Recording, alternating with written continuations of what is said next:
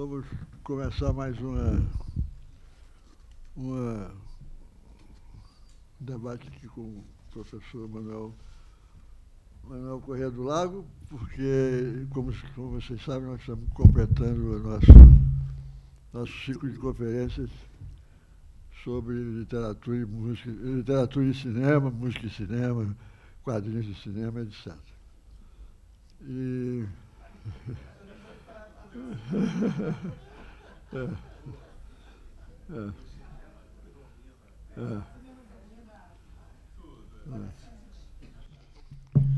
E eu queria primeiro pedir desculpas a vocês, porque eu faltei nesses últimos tempos, nessas últimas terças-feiras, porque eu moro ele viu lá onde eu moro, né?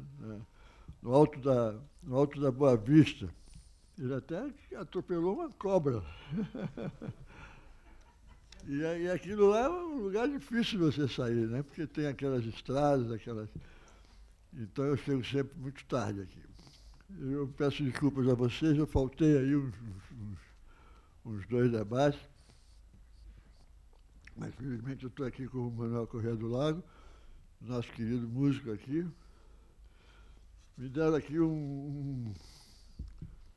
uns currículos de Manuel Corrêa do Lago, que diz o seguinte: Manuel é autor do livro O Círculo Veloso Guerra e Daís Milô no Brasil. Modernismo musical do Rio de Janeiro, antes da semana. Lançado em 2010 e em 2005, doutorou-se em musicologia no Unirio, seguido em 2008 de um pós-doutorado no IEB, USP, na USP. Possui dupla formação em Economia e Música, seu bacharelado é em Economia da UFRJ, seguido de um mestrado, Master em Public Affairs na Universidade de Princeton, em 1980. É membro da Academia Brasileira de Música, estudou música em Genebra, Paris, Rio de Janeiro e Princeton. Coordenou a edição crítica do Guia Prático de Heitor Villa-Lobos, lançado em 2009, pela Academia Brasileira de Música. Em 2011 foi o organizador do livro O Boi no Telhado, Música Brasileira no Modernismo Francês, e em 2016 o livro Uma Nova Missão Francesa. O único defeito do Manuel Corrêa do Lago é que, embora ele seja cearense, ele nunca foi a Alagoas. Eu descobri agora, e é interessante porque ele queria ir, ele nunca foi. E eu disse a ele para ir porque ele vai encontrar lá um estado que vai entender muito da música dele, porque é um estado muito musical, é um estado muito bonito, que tem muitos elementos que eu sei que ele vai gostar. Mas o Manuel ainda não foi a Alagoas ainda, ele vai agora. Né? Com certeza. E é isso, então eu vou passar a palavra para ele e depois a gente vai conversar sobre o futuro. Gostei muito desse projeto de Alagoas. Não sei como é que liga aqui. Tá ligado? Tá ligado? Ah, é? Ah, tá. Bom, boa tarde, muito obrigado. E muito obrigado, Cacá. E, enfim, nesse dia que estamos, enfim, todos de luto pelo desaparecimento do tão querido, admirado Alberto Costa Silva, queria agradecer à Academia Brasileira de Letras, e muito especialmente os acadêmicos Antônio Carlos Sequim e Joaquim Falcão, pelo convite tão honroso de participar desse ciclo de conferências. O tema literatura e música é a tal ponto vasto que, para o encontro de hoje, achei que seria próprio circunscrevê-lo a 2 momentos, na realidade, muito distintos, mas que, a meu ver, ilustram a imensa riqueza do tema. O primeiro, na segunda metade do século XIX, época de esplendor na Europa da ópera e do Lied, quando, no Brasil, ainda se questionava se a língua portuguesa se prestaria ou não ao cantar artístico. Esse é o momento no qual vão surgir as primeiras manifestações de uma canção de câmara brasileira de alta qualidade, principalmente na música dos compositores Alberto Nepomuceno, Francisco Braga e Glauco Velasquez. O segundo, começando na década de 20, corresponde a uma fase extraordinariamente rica na produção musical de Villa-Lobos, durante a qual o seu contato com escritores brasileiros de sua geração é particularmente intenso, especialmente com Mário de Andrade, Manuel Bandeira e Drummond, os quais, por sua vez, participam, repercutem e acompanham muito de perto certos momentos de sua carreira e de sua obra. Os primeiros encontros entre a alta literatura brasileira e música de concerto começam a se dar na segunda metade do século XIX, através de uma figura ainda a ser melhor mapeada, o compositor espanhol José de Zapata y Amat, que, segundo uma certa tradição, teria sido um refugiado carlista e que foi muito ativo no Rio de Janeiro entre 1848 e 1865. Ele é principalmente conhecido pela experiência notável, ainda que de curta duração, que foi a fundação, em 1856, da Imperial Academia de Música e Ópera, cujo propósito principal era o de criar uma ópera nacional com o projeto de estimular, propiciar o surgimento de um novo repertório de óperas em língua portuguesa, iniciativa essa que contou com o decidido apoio de Dom Pedro II. Apesar dessa experiência ter durado menos de 5 anos, ela, no entanto, produziu frutos importantes. A primeira ópera brasileira em vernáculo, A Noite de São João, com o libreto de José de Alencar e música do compositor paulista Elias Alves Lobo, e a revelação de 2 jovens compositores, Henrique Alves de Mesquita e Carlos Gomes. Além da encomenda de novas obras, podemos ver nessas imagens que o esforço da montagem dos espetáculos era acompanhado pela edição das partituras e dos libretos, como, por exemplo, do lado esquerdo, essa partitura do jovem Carlos Gomes, então com 27 anos, publicada por subscrição pública no Rio de Janeiro, pela Casa Rafael Machado, Loja de Pianos e Música, situada na Rua da Quitanda, número 43. Foi o grande sucesso das 2 óperas em português de Carlos Gomes, Joana de Flandres e, sobretudo, A Noite do Castelo, que decidiram Dom Pedro II a financiar seus estudos no Conservatório de Milão. Poucos anos depois, quando Gomes obteve, em 1870, um verdadeiro triunfo na Scala de Milão com Guarani, essa iniciativa seria largamente recompensada, tanto em termos do prestígio imperial, quanto da exaltação do orgulho nacional. Um exemplo do entusiasmo provocado no Brasil é o tom dessa mensagem, bem ao estilo da época, que José de Alencar endereça, nessa ocasião, a Carlos Gomes. A pátria de Rossini, o berço das artes, laureou o vosso nome, ilustre maestro, mas vós laureais a vossa pátria. De fato, nas 2 décadas subsequentes, Carlos Gomes se transformaria, ainda que com altos e baixos em sua carreira, num personagem incontornável da vida musical milanesa. E uma medida do sucesso que ele alcançou na Itália é o fato de ele talvez ter sido, na década de 70, o compositor mais frequentemente tocado depois de Verdi. Voltando, então, à contribuição de Amat. Talvez possamos dizer que o duradouro sucesso do Guarani, baseado em argumento de José de Alencar, e 10 anos mais tarde, a composição do Schiavo, baseado em argumento do Visconde de Toné, portanto, 2 óperas sobre assunto brasileiro e baseadas em obras literárias brasileiras, não deixam de ser um eco do projeto da Imperial Academia, a qual foi, nas palavras de André Rebouças, o generoso berço do gênio de Carlos Gomes. Outro aspecto pioneiro da atuação de José Amat foi, a partir do modelo do Lied alemão, o seu esforço de criar um repertório equivalente em português. Em 1857 e em 1865, ele publicou na França 2 álbuns com os títulos Mélodie brésilienne e Nuit brésilienne, que totalizam aproximadamente 60 canções de sua composição, com textos em português, notadamente de poetas românticos brasileiros, como Álvares de Azevedo, aqui vemos à direita o seu poema Por que Mentias, mas principalmente o mais popular da época, que era o Gonçalves Dias. Passadas 2 a 3 décadas dos esforços de Amat, caberia ao compositor cearense Alberto Nepomuceno retomar com vigor a causa do canto em português, quando lançou um slogan que se tornou então famoso: não tem pátria o povo que não canta em sua língua. Já na década de 90, nas palavras de Luiz Heitor Corrêa de Azevedo, Nepomuceno foi levando para a música textos de grandes poetas brasileiros e, pouco a pouco, foi levantando o respeitável monumento de suas canções, que continua sendo, na música brasileira, um dos mais expressivos da nossa sensibilidade e um dos mais altos como significação universal. Como ilustração musical, vamos então ouvir, sobre versos de Machado de Assis, os primeiros compassos de Coração, da canção de Nepomuceno, Coração Triste.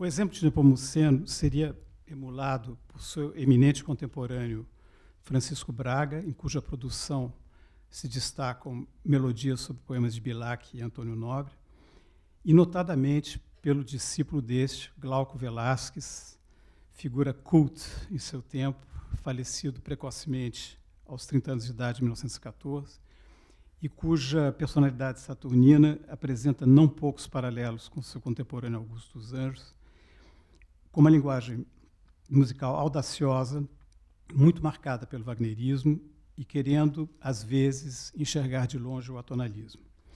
Sugiro, então, antes de nos transportarmos para os anos 20, ouvirmos os primeiros versos da Alma Minha Gentil, traduzidos pelo Espírito Inquieto de Glauco Velasquez, na voz de Rosana Lamosa.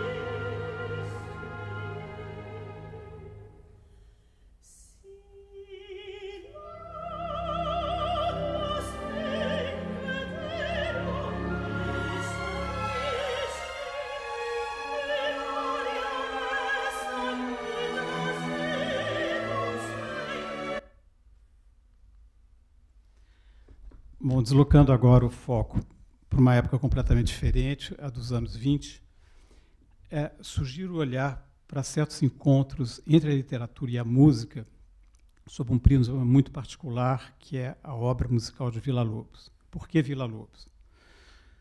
Por um lado, por ser ele, incontestavelmente, no século XX, a figura dominante e de maior expressão da nossa música.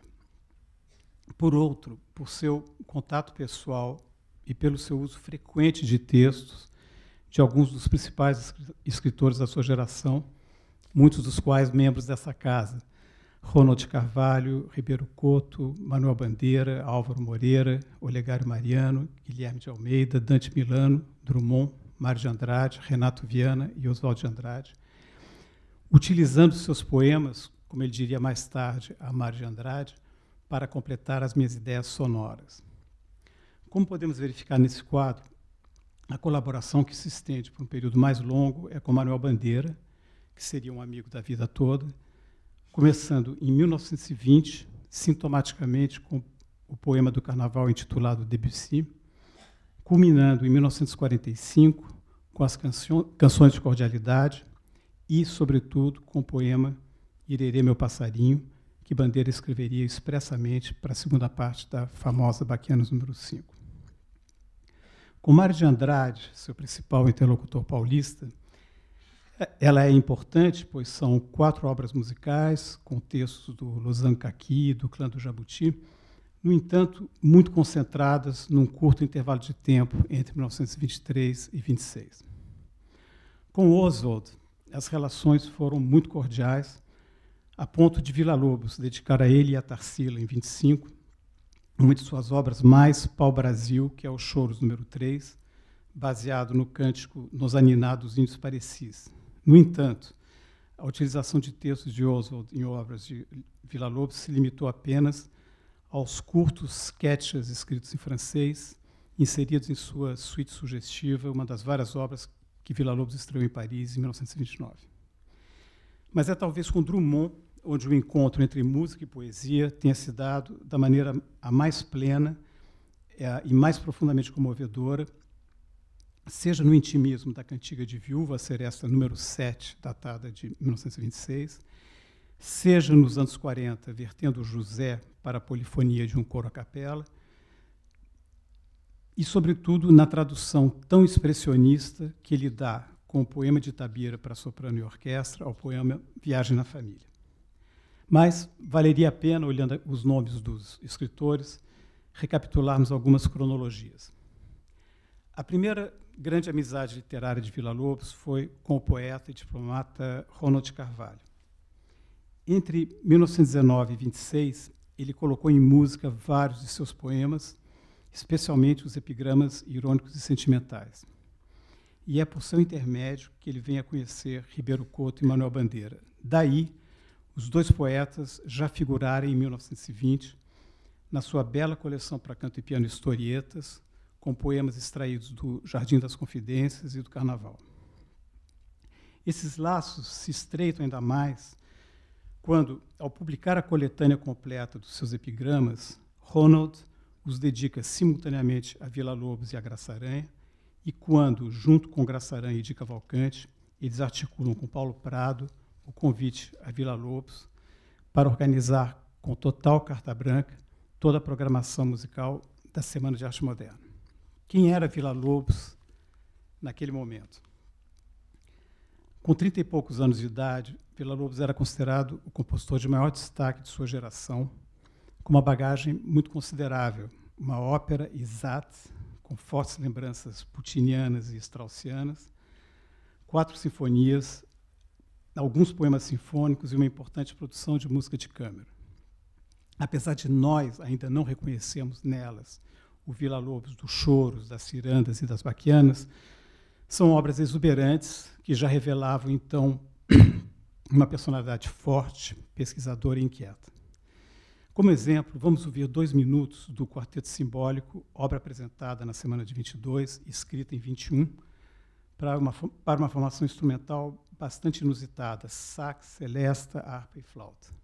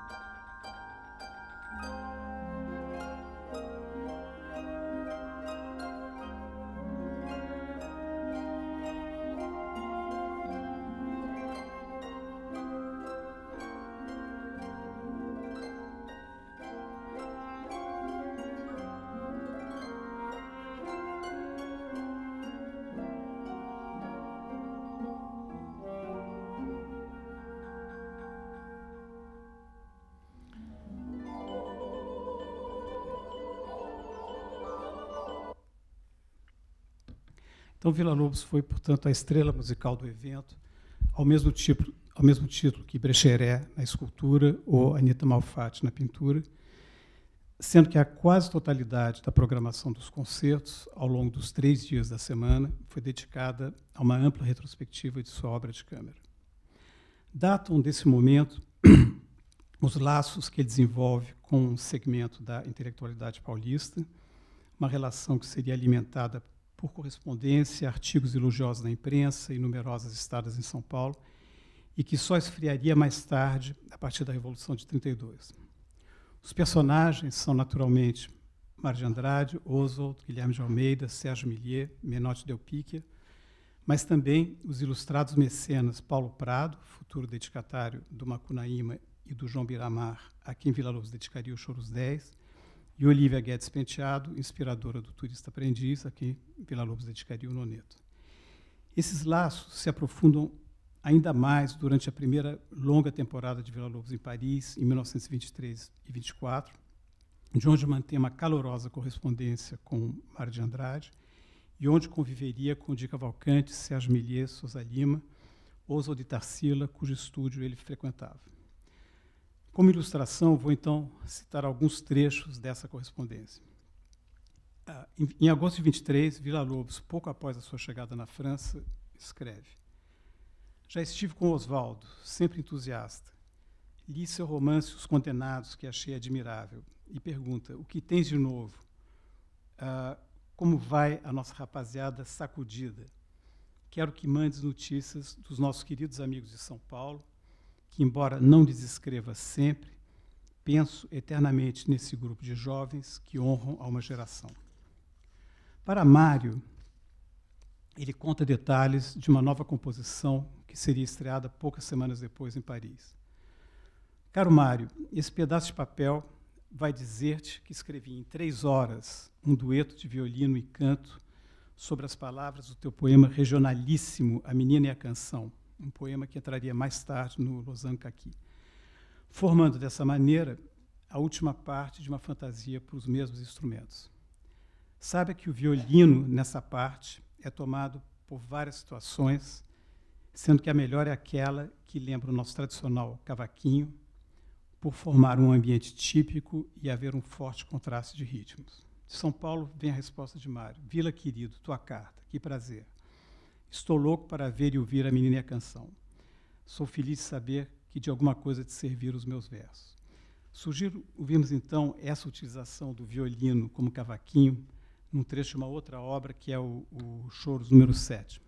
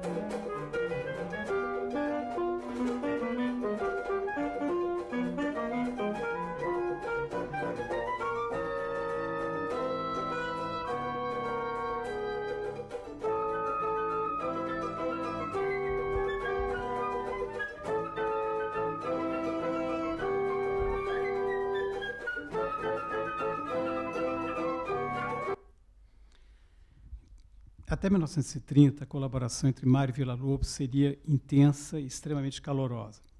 Faço seguir alguns exemplos. Mário, em 25, quando Villa-Lobos lhe dedica o Choros número 2. Vila querido, Deus lhe pague o magistral presente do choro. A prova de camaradagem que você me dá com essa oferta é das que francamente me orgulham. A gente apanha, leva a descompostura, porém, de repente, um artista, um homem que a gente admira, nos dá um abraço assim como que você me deu dedicando o seu choro. Tudo quanto foi contrariedade e amargura desaparece, fica a alegria da vida. Em 26, Villa-Lobos agradece o Lausanne Caqui. Querido Mário, tenho em minhas mãos o nosso Lausanne Caqui. Digo nosso porque toda vez que surge uma obra de arte, ela deixa de ser do autor para pertencer aos que lhe admiram. Ou ainda em 28, ao receber o Macunaíma em Paris. Meu grande Mário, li o teu colossal Macunaíma, talvez com a alegria de um exilado que lhe tenham lembrado a sua terra. Há mais de um ano, comecei a escrever um bailado, saudoso da música dos nossos fantásticos macumbeiros, e não havia meio de encontrar um título e nem de me sentir com coragem de escrever o argumento. Eis que recebo o teu último livro e logo devoro as suas páginas. Uma ideia me veio, feliz e perfeitamente a propósito. O meu bailado chama-se Macunaíma e seu assunto será extraído do capítulo Macumba. E na mesma carta ele recapitula os poemas do Mário, que ele já havia utilizado em outras obras, e conclui: mas tu és grande e cada vez cresces mais. Então, o sucesso obtido por Villa-Lobos por ocasião de sua primeira temporada na França, em 23-24, é muito repercutido no Brasil, onde circulam e são traduzidas críticas da imprensa francesa, entre as quais esta, muito representativa, do influente crítico Boris de Schlesser, publicada na prestigiosa Revue Musicale.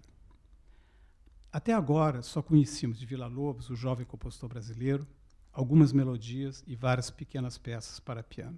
Mas, ultimamente, num concerto inteiramente dedicado às suas obras, foi-nos dado conhecer algumas de suas obras mais importantes. Nelas, observa-se uma extraordinária diversidade e complexidade rítmicas, e o jogo de timbres alcança uma riqueza e um refinamento extremos. O talento e a capacidade inventiva de Villa-Lobos me parecem inegáveis, e pode-se gostar mais ou menos dessa arte tão particular, mas quaisquer que sejam os gostos e ideias do crítico, ele não pode deixar de ficar subjugado pela sua multiplicidade sonora, por sua força e abundância. Vamos, então, ouvir algumas dessas sonoridades e ritmos do noneto, ao qual Villa-Lobos submeteu os franceses há 100 anos atrás, e onde entram instrumentos como o reco-reco, a cuica, pandeiro, chocalho, prato de louça e o caxambu.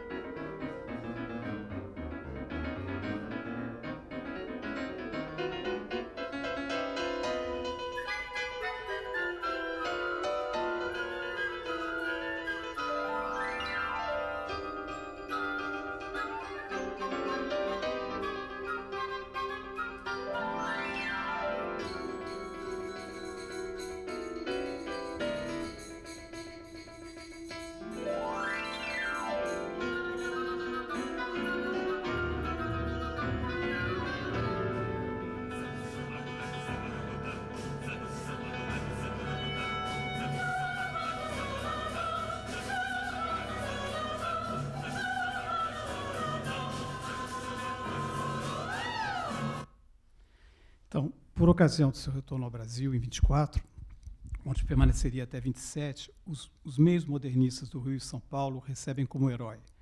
Por exemplo, Manuel Bandeira, na revista Ariel. Villa-Lobos acaba de chegar de Paris. Quem chega de Paris, espera-se que venha cheio de Paris. Entretanto, Villa-Lobos chegou de lá cheio de Villa-Lobos.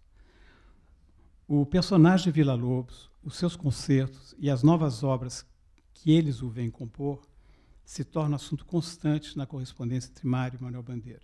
Por ocasião de concertos do Villa-Lobos em São Paulo, em dezembro de 24, Mário escreve a Bandeira: vê se te resolves a vir para o concerto do Villa. estive ouvindo algumas coisas do Noneto. Se estiveres aqui, eu te mostrarei as maravilhas que tem lá dentro. O que é mais engraçado é que o Vila está fazendo justamente o que nós queremos e que o Graça não quer. Primitivismo pau-brasil. Não conta para o Vila isso, era capaz de fazer música universal e integrar-se no cosmos. Evidentemente, tinha uma gozação à estética da vida do Graça Aranha com que eles estavam em conflito na época. Numa carta seguinte, ele comenta com Bandeira: Vila chegou, como sempre, chega, vê e vence, e cansa também.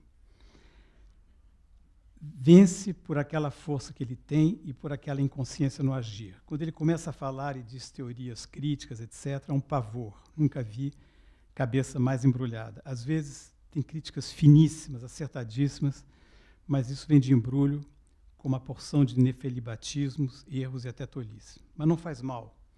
A gente aguenta a conversa dele porque lembra-se da música. Bandeira, que no Rio passa a frequentá-lo regularmente, escreve a Mário: há noites atrás, passei horas agradáveis em casa do Vila.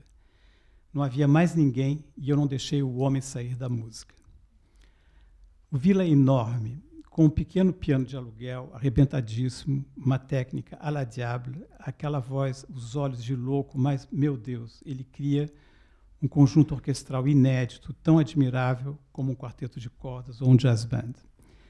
Então, tanto Mário quanto Bandeira separam as restrições pessoais ao Villa-Lobos, teorizador, que eles amigavelmente ironizavam entre si, do músico em estado permanente de criação, que os fascina e que eles talvez vissem como o fato cultural mais importante acontecendo naquele momento no Brasil, e ambos se empenham decidido e eloquentemente na defesa pública da sua obra. São exemplos esses artigos de Bandeira por ocasião das estreias em 25 do Choro 7 e em 26 do Choros 10, nos quais se proclamava: músico que, sem favor, podemos colocar entre os 6 ou 7 nomes mais fortes da atualidade musical. Genial, sim, senhores, e acabemos com essa covardia pequeníssima de só falar em gênio quando o homem já morreu ou é estrangeiro. E, por ocasião da estreia do Choros 10, o grande concerto de coros e orquestra, realizado por iniciativa do maestro Villa-Lobos, foi um dos mais belos espetáculos de arte brasileira que já se ofereceu ao nosso público. São manifestações dessa ordem que verdadeiramente contam na vida artística de um povo. A música nacional, há muito tempo, que vem despontando, balbuciando na obra dos nossos compositores. Agora tem-se a impressão de que ela começou a falar.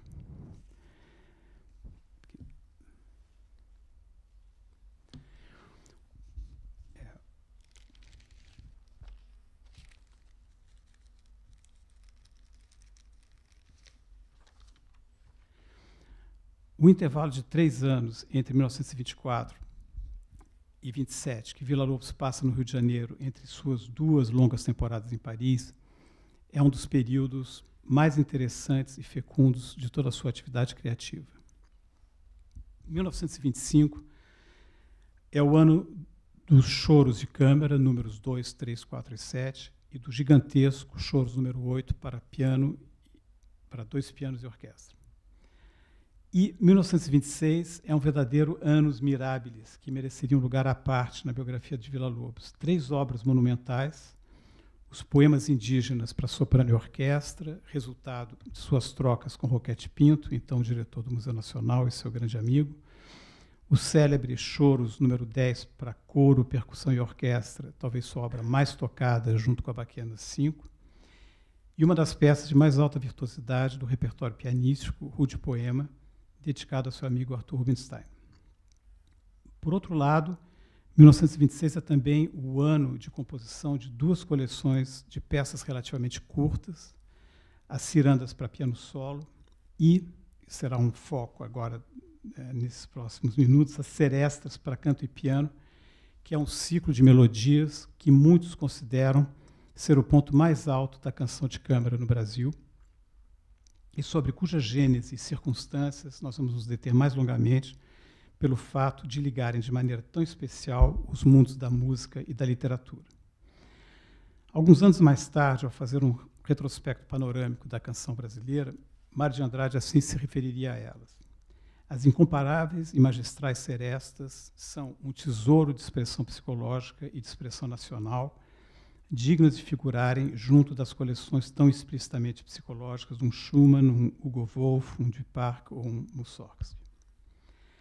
Além de suas qualidades musicais intrínsecas, as 12 primeiras serestas, porque Villa-Lobos adicionaria mais 2 nos anos 40, apresentam um tipo raro de unidade em ciclos de canções.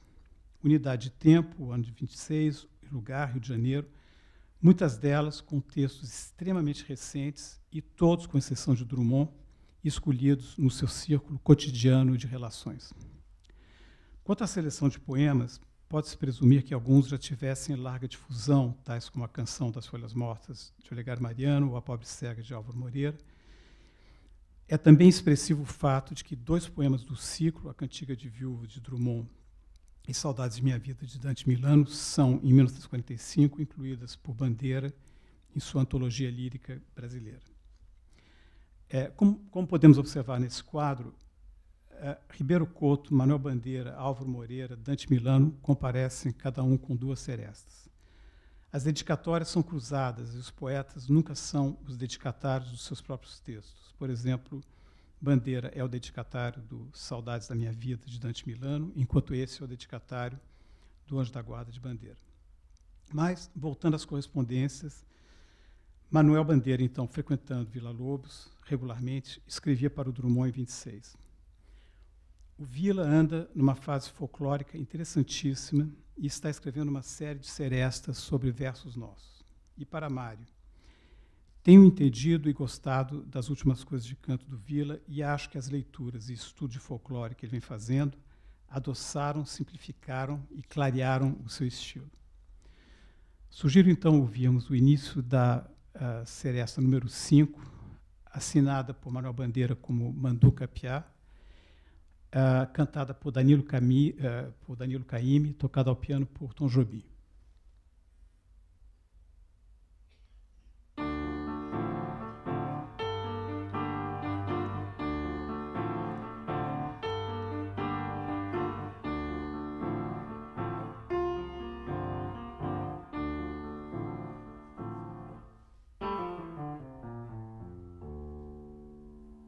Na solidão da minha vida morrerei, querida,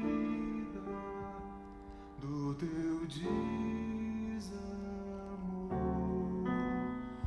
Muito embora me desprezes, te amarei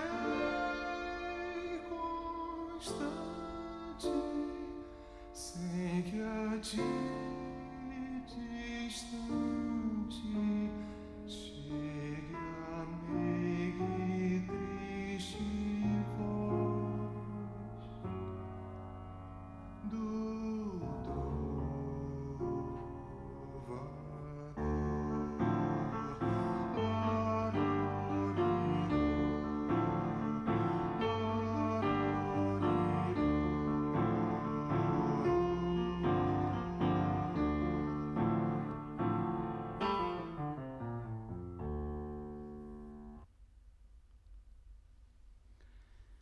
As circunstâncias em que são compostas as serestas e as redes de relações que elas revelam são uma ilustração do que Rui Castro retratou tão brilhantemente a respeito do Rio de Janeiro dos anos 20 no seu Metrópole à beira-mar. Se examinarmos a teia de relações sugerida por esse quadro, e dando não menos importância aos dedicatários das serestas que aos autores das letras, verificaremos que praticamente todos faziam parte do círculo íntimo que frequentava a legendária Rua Dídimo por quase 20 anos, a residência de Villa-Lobos, e sua mulher, a pianista Lucília Guimarães.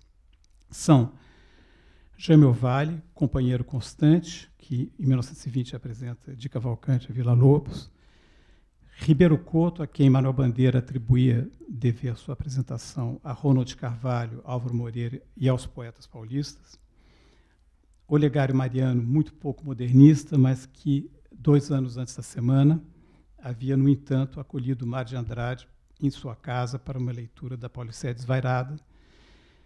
Catulo da Paixão cearense, companheiro de rodas de choro na Mocidade de Villa-Lobos, que tivera a emoção de assistir naquele mesmo ano, no Teatro Municipal, a estreia do Choros 10, onde seu poema Rasga o Coração, sobre a melodia Yara, de Anacleto de Medeiros, é enunciado no momento mais apoteótico da obra. A grande cantora brasileira Elsie Houston, que junto com sua irmã Mary Pedrosa, vinha fazendo um importante estudo de coleta de materiais folclóricos, que seriam de grande valia para Villa-Lobos e para Luciano Galé, e que estrearia a maior parte dessas serestas ainda em 26. Além de Ronald Carvalho, Álvaro Moreira, Dante Milano e a exceção paulista da série, Guilherme de Almeida, estão presentes dois dos nossos maiores poetas, Manuel Bandeira, em convívio frequente com Villa-Lobos desde seu retorno de Paris, e Drummond, o único não frequentador da Rua Dídimo, ainda vivendo em Belo Horizonte, e que só viria a conhecer Villa-Lobos pessoalmente nos anos 30, no Rio de Janeiro. Graças à correspondência entre Manuel Bandeira e Mário de Andrade, podemos acompanhar as circunstâncias de composição de algumas serestas, reconstituir o ambiente de convivialidade entre o músico e seus autores e restabelecer certas cronologias. Sabemos, por exemplo, que as duas primeiras serestas já estavam compostas em meados de abril e podemos acompanhar em detalhe as circunstâncias da composição da seresta número 4 sobre um poema de Dante Milano. De tarde, diz Bandeira, fui me encontrar com Dante para irmos jantar com Vila e dei com ele de braço dado com o Dante na avenida. Fomos para a Rua Dídimo. Lá, o Dante puxa um papelzinho do bolso, como um menino que vai mostrar ao outro uma bolinha de gude, e lê essa coisa incrível de simplicidade, que em nossa poesia só Minha Terra Tem Palmeiras pode encostar de longe, e está se referindo ao poema Saudades da Minha Vida. 2 semanas mais tarde, a nova seresta estava composta com Bandeira manifestando a Mário as suas opiniões. Mário, o Vila musicou a poesia do Dante. Embora a melodia seja muito bonita, acho que não condiz com o espírito da letra. Aqueles versos têm um tom expositivo, não cantante. E a melodia que o Vila arranjou é cantantíssima.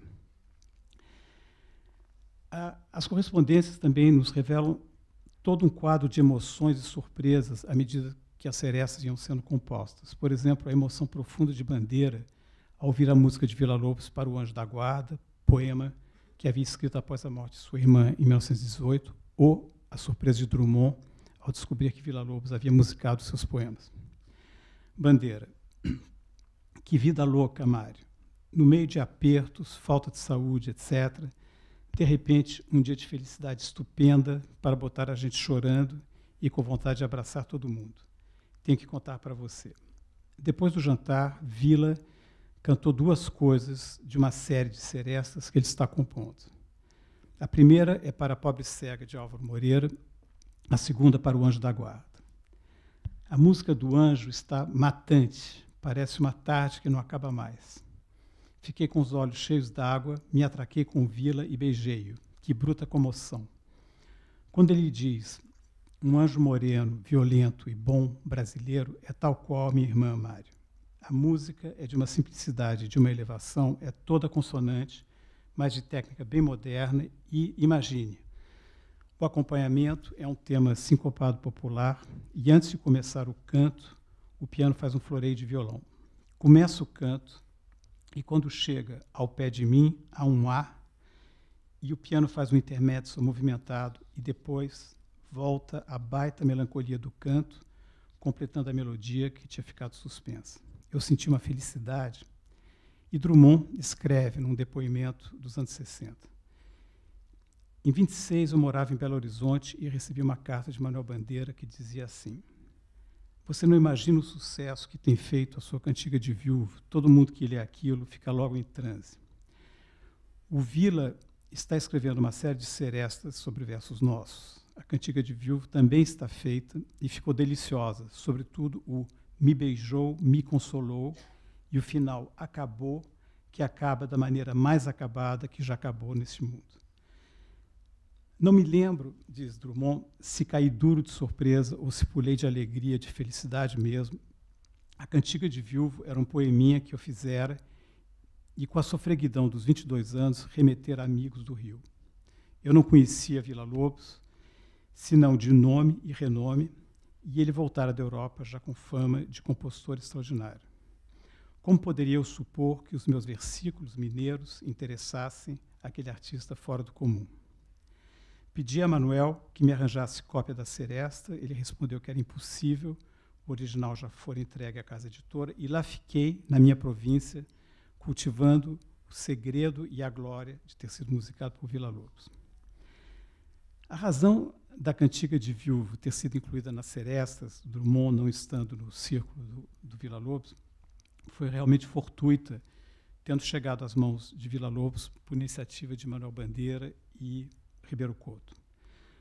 Drummond, sabendo da presença de Bandeira em Minas, hospedado em Pouso Alto por Ribeiro Couto, querendo conhecê-los, foi ao encontro dos dois poetas, enviando-lhes pouco depois alguns poemas que Bandeira assim comentou a Mário de Andrade, e nessa citação estão valendo da magnífica edição do Silviano Santiago. O Drummond jantou aqui conosco, feinho para burro, implicantinho. Uma semana depois, ele escreveu de Belo Horizonte, mandando 4 poemetos, 3 dos quais deliciosos, perfeitos, definitivos. Ouro Preto, Cantiga de Viúvo e Infância. Para Drummond, ele escreve: Ouro Preto, Cantiga de Viúvo e Infância são os poemas mais gostosos que li de você, e a Cantiga de Viúvo é absolutamente perfeita. Drummond faz nova tentativa em 29 para obter a partitura, dessa vez com Mário de Andrade. Mário, amigo, vê se você me arranja aí, aqui em Belo Horizonte é impossível, um exemplar da Cantiga de Viúva, Seresta de Villa-Lobos, com letra de Carlos Drummond, com T, realmente na edição original era assim. Só vi essa preciosidade uma vez na minha vida com a Elsie Houston. Não tenho piano em casa, mas gostaria de possuir esta música por um resto de vaidade, eu não sei que outra misériazinha humana que habita o meu ser miserável. Finalmente, Mário responde enviando a partitura. Aqui vai a canção de Viúvo, que felizmente teve não só um compositor, mas um momento de compositor digno dos versos. Lhe garanto que, bastante conhecedor da lírica universal moderna, considera a canção de Viúvo uma das coisas mais lindas e principalmente mais impressionantes da canção. É formidável. Saindo então agora dos anos 20, quando ele ainda não conhecia Villa-Lobos, volta o relato de Drummond, escrito nos anos 60. Mudando-me para o Rio, tive a fortuna de conhecer Villa-Lobos e de conviver com ele por longos anos no dia a dia do Ministério da Educação. Em 44, o compositor me concede outra honra. Musicara o meu poema José e convidava-me para ouvir a execução do seu trabalho por um coro do Conservatório Nacional.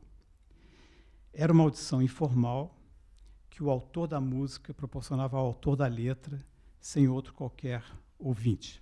Ouçamos então o primeiro minuto de José, apresentado pelo Conjunto Calliope e regido por Júlio Moretti.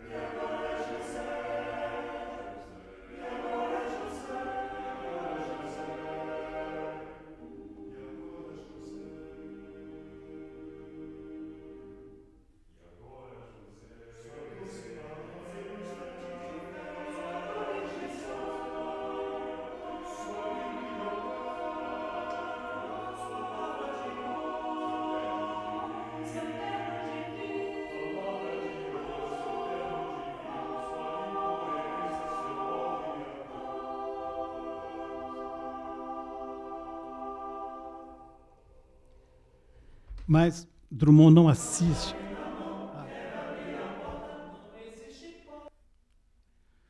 Mas Drummond não assiste ao concerto e comenta: não sei que absurda inibição de tímido me impediu de atender ao chamado. Para meu remorso, deixei de ouvir a criação de Villa-Lobos e fui punido, pois ele compôs, com base em minha poesia, uma terceira e admirável peça musical, o Poema de Itabira para canto e orquestra, que foi executado sob sua própria regência no Rio de Janeiro, no dia 30 de dezembro de 1948, às 5 da tarde. Nesse dia e nessa hora, eu estava em Itabira, acompanhando o enterro de minha mãe.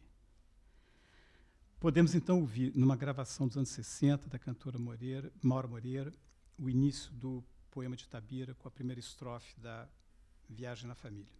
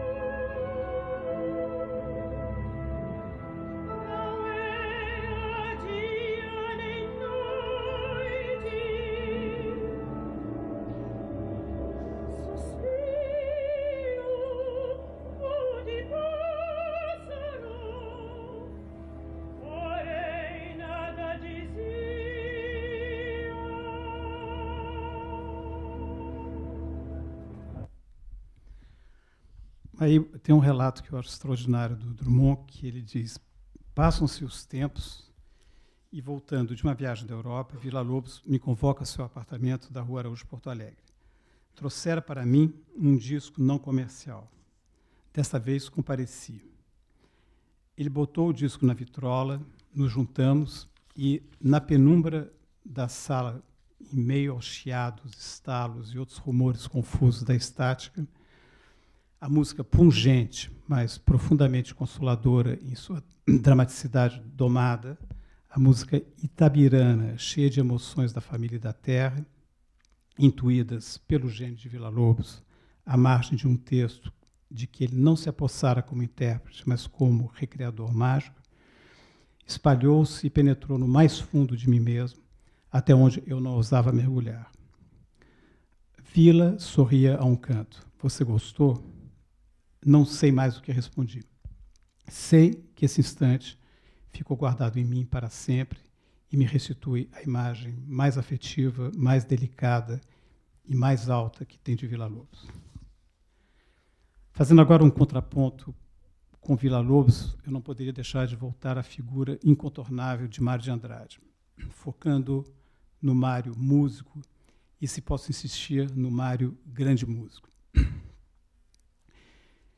Em 1922, quando ele e Villa-Lobos se conhecem, por ocasião da Semana de Arte Moderna, Mário ainda não é o formidável pensador musical, talvez um dos mais profundos e instigantes do século XX, que desabrocharia somente a partir de 1928 com seu genial, ainda que tremendamente sectário, Ensaio sobre Música Brasileira, livro de cabeceira de várias gerações de compositores brasileiros. A sua biblioteca, preservada no IEB da USP, no Instituto de Estudos Brasileiros, contém, além das revistas musicais especializadas mais importantes do seu tempo, sobretudo francesas, uma coleção de partituras que impressiona pela abrangência e surpreendente atualização, ainda mais para alguém que jamais viajou fora do Brasil. Desde as obras mais avançadas de Stravinsky e Schoenberg, como a Sagração da Primavera ou Pierrot Lunaire, a mais completa brasiliana musical de seu tempo, contendo desde as primeiras partituras impressas no Brasil de modinhas e lundus, até as obras mais recentes, frequentemente em manuscrito, que os jovens compositores brasileiros lhe submetiam e aos quais, a exemplo do seu epistolário com escritores e artistas plásticos, ele nunca deixava de responder crítica e analiticamente. Através do seu sistema de fichas, pode-se acompanhar seus dois principais polos de reflexão. A música moderna do seu tempo e como é que a música artística brasileira deveria se encaixar, que lugar ela deveria ocupar neste momento. E o outro polo é um estudo amoroso, exaustivo, de todas as manifestações musicais populares. De fato, entre o ano do ensaio e o banquete de 1945, no qual percebe-se em seu pensamento musical uma inflexão comparável à que se percebe em sua reflexão retrospectiva do modernismo no discurso do Itamaraty, em 42, ele se torna o grande maître à penser de 3 gerações de compositores brasileiros. Não só a de seus contemporâneos, Camargo Guarnieri e Francisco Mignone, interlocutores constantes com os quais desenvolveu um importante epistolário, mas também nas gerações seguintes de Guerra Peixe e, subsequentemente, na primeira fase extremamente inspirada da produção de Marlos Nobre. Se Villa-Lobos foi a grande estrela e o maior acontecimento da música clássica brasileira no século XX, talvez ninguém tenha tido sobre os rumos da música brasileira uma influência comparável à de Mário de Andrade, como estudioso, crítico engajado e como pensador. Quando falamos em Mário de Andrade, não podemos nos esquecer que ele era, antes de tudo, um músico que começou a tocar piano na adolescência. Terminado o colégio e após uma tentativa ou outra em escola de comércio ou em faculdade de filosofia e letras, é no Conservatório Dramático e Musical de São Paulo, onde Mário se forma em 1917, instituição à qual ficará ligado toda a sua vida como professor de piano, de história da música e estética, até se aposentar poucos anos antes do seu falecimento. A música era, portanto, a sua profissão, e suas habilidades nela eram imensas. Basta ver, no ensaio sobre música brasileira, sua discussão, que supõe um ouvido extremamente apurado, sobre formas alternativas de notar ritmicamente na pauta musical o pinhão, um canto folclórico, então, muito conhecido. Mário multiplicou observações técnicas desse tipo ao longo da imensa quantidade de documentos musicais que ele próprio colheu diretamente e anotou musicalmente, seja no interior de São Paulo, estudando o samba rural paulista ou os fandangos de Cananéia, seja em suas viagens enquanto turista aprendiz na Amazônia, ou no Rio Grande do Norte, Paraíba e Alagoas, quando colhia materiais para o seu projeto de livro sobre a cantoria nordestina. Esse mapeamento do folclore musical brasileiro, ao qual ele se dedicaria metódica e obsessivamente, ao mesmo tempo em que estimulou de forma decisiva a pesquisa de terceiros, como Câmara Cascudo, Neida Alvarenga, Luiz Heitor Corrêa de Azevedo, Dinah Lévi-Strauss, fundam a etnomusicologia brasileira, onde alguns dos seus livros se tornaram clássicos incontornáveis, tais como Música de Feitiçaria, As Danças Dramáticas, As Melodias do Boi, O Coco, Na Pancada do Ganzá. Não havia nada que se relacionasse com a música brasileira que pudesse lhe ser estranho. Seja discutindo na imprensa com seu amigo Camargo Guarnieri aspectos técnicos de sua recente segunda sonata para piano e violoncelo, contestando algumas das soluções adotadas pelo então jovem compositor, ou para o centenário de Carlos Gomes, um artigo com uma análise alentada da sua ópera Fosca, ou ainda dedicando a Villa-Lobos sua antologia de modinhas imperiais, ou ainda organizando, no final da década de 30, o Congresso da Música Nacional Cantada, abordando a questão da prosódia brasileira na música. Para nós músicos, é visível o quão músico o Mário permanece ao fazer literatura. E isso transparece sobre os ângulos mais variados e já foi muito bem demonstrado, por exemplo, por José Miguel Wisnik. Por exemplo, obras que se situam em posições cronologicamente tão extremas nos anos 20, como as Enfibraturas do Ipiranga ou o Café, nos anos 40. A primeira é subtitulada Oratório Profano, o Café é concebido como uma ópera e o Macunaíma é pensado como uma rapsódia. Nessas obras, Mário recorre continuamente a termos técnicos do jargão musical, forte, fortíssimo, piano crescendo, movimento de gavota, movimento de minueto, nas Enfibraturas. E no Café, as indicações parlato, cânone, fugato, etc. Na sua poesia, são numerosos os títulos que remetem àqueles gêneros da música popular que ele tanto estudou, como o coco nordestino, por exemplo, o título O Coco do Major, no Clã do Jabuti, ou então a moda da viola, por exemplo, a moda do corajoso, no Remate de Males, ou ainda títulos como O Lundu do Escritor Difícil ou A Embolada da Ferrugem. As alusões ao repertório clássico estão em toda parte. No prefácio interessantíssimo, na Escrava que não é Isaura, nas conversas da Fraulein no Amar, verbo intransitivo, ou mesmo no título Colloque Sentimental em francês, na Paulicéia Desvairada, fazendo alusão à então célebre canção de Debussy sobre o poema de Baudelaire, ou ainda versos como Sou uma Fuga, de João Sebastião Bach, ou o célebre Tupi tangendo o alaúde.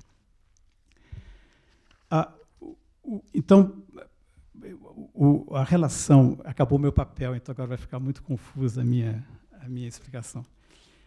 O que é muito impressionante na relação entre o Mário de Andrade e o Villa-Lobos é que é uma relação muito calorosa até os anos 30, mais ou menos. E a partir de 30, tem uns eventos da Sociedade de Concertos Sinfônicos em São Paulo, onde o Mário acha que o Villa-Lobos tem um papel inadequado, etc. E em 30, aqui está anotado, ele escreve para o Bandeira: queria muito conversar com você sobre o Villa, que ainda está aqui e cuja voz nem por telefone posso aturar mais. Ó sujeito cansativo, fosse só cansativo, mas você não imagina o homem que ele virou depois que não sei qual traquejo de viagens e dificuldades duras o desnaturaram por completo. No final da vida, ele também faz essa observação também dura. Ele diz assim: eu gostava, era daquele Villa-Lobos de antes de 1930, que ainda não aprendera a viver. Que vivedor maravilhoso ele era então. Fazia uma malvadeza colérica, saía bufando da casa que o hospedava, grosseiro, mal-educado, e logo estava em plena rua, se espojando no chão, esquecido, puro, anjo pasteurizado, brincando com uma criança que passava. Pobre, numa dificuldade reles de dinheiro, ganhava uma bolada boa, tinha dívidas a pagar, mas convidava a gente para um restaurante, onde acabava gastando tudo, não só o que ganhara, etc, etc. Mas o que é curioso é que duas coisas paralelas acontecem a isso. Uma é que o Mário mantém uma perfeita idoneidade na análise da música do Villa-Lobos. Por mais que ele se divorcie assim, emocionalmente, afetivamente do Villa-Lobos, eu acho que o Villa-Lobos talvez não soubesse disso. Ele continua admirando a obra do Mário de uma maneira absoluta e continua do Villa-Lobos de uma maneira absoluta, e ele continua não só nas fichas, nas críticas e tudo, ele fica sempre maravilhado com a obra do Villa-Lobos e sempre dissociando a persona Villa-Lobos de uma obra que não parava de dar contribuições, no entender dele, absolutamente, quer dizer, as mais importantes, era o que havia de mais importante que podia estar acontecendo naquele momento. Então o Mário, quer dizer, o Mário se afasta do Villa-Lobos, também a situação São Paulo, a distância São Paulo-Rio podia ajudar. Mas, por exemplo, em 1935, quando o Villa-Lobos termina o trabalho dele do Guia Prático, ele manda uma carta encantadora para o Mário, onde ele fala o quanto o tempo não afeta, enfim, os antigos afetos e como ele precisava sentar com o Mário, que era a maior autoridade do assunto, para discutir justamente o trabalho que ele tinha feito sobre o Guia Prático. E o Villa-Lobos continua convidando ele continuamente ao longo dos anos 40 para certos eventos no Rio de Janeiro, mas a frieza do Mário é total, apesar dele manter sempre um acompanhamento obsessivo da obra do Villa-Lobos e uma admiração ilimitada. Eu não saberia lembrar de, quer dizer, arriscando a memória, eu estou tentando lembrar de um artigo dele, no final dos anos 30, em que diz que o Villa-Lobos tinha que ser internado numa fazenda, onde teriam que dar para ele uma orquestra, um coro, tudo que ele quisesse fazer musicalmente, mas que nada poderia sair daquela fazenda como ideias, opiniões, etc. Então, mas que ele continuasse produzindo para o bem da humanidade lá na fazenda. Já o Manuel Bandeira manteve uma amizade assim, inalterada com Villa-Lobos, apesar de que naquele período dos anos 20 ele era sensível também ao que eles consideravam grandes gafes teóricas do Villa-Lobos, mas num texto que ele escreve no final dos anos, quer dizer, pouco depois da morte do Villa-Lobos, ele declara: Villa-Lobos era um gênio mesmo, o mais autêntico que tivemos, se é que algum dia tivemos outro. Então, Então eu sugiro como conclusão, nós ouvirmos justamente o Irerê, Meu Passarinho, que o Manuel Bandeira escreve expressamente para a segunda parte da Baquianas, número 5. Tem uma coisa engraçada, que o Villa-Lobos, nas Baquianas, os títulos são títulos duplos, né? Você tem o nome barroco e você tem ao lado o título brasileiro, folclórico popular. Então, no caso da Baquianas 5, o segundo movimento está subtitulado como barroco, como dança. E, como gênero brasileiro, o martelo, gênero presente na cantoria nordestina. Infelizmente, na internet tem várias danças do martelo. Então, é frequente que discos e coisas apareçam com essa música como dança do martelo.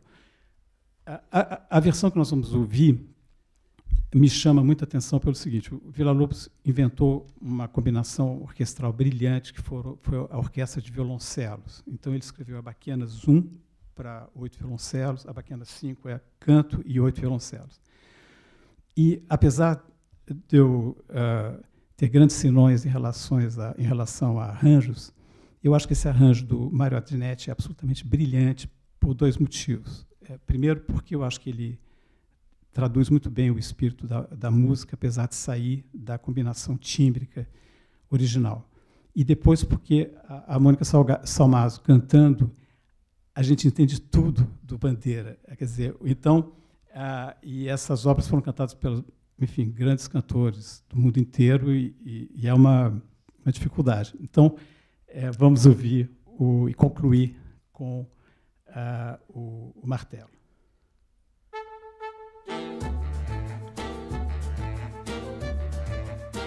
Irerê, meu passarinho, no sertão do Cariri. Irerê, meu companheiro, cadê viola, cadê meu bem, cadê Maria? Ai, triste sorte do violeiro cantador, sem a viola em que cantava o seu amor. Seu assobio é tua flauta de irerê, que tua flauta do sertão quando assobia.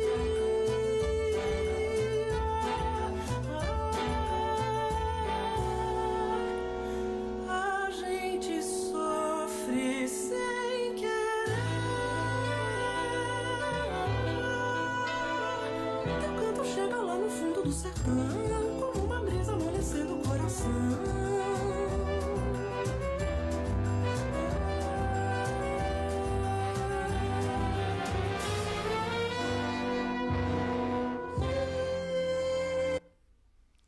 Pronto. Obrigado.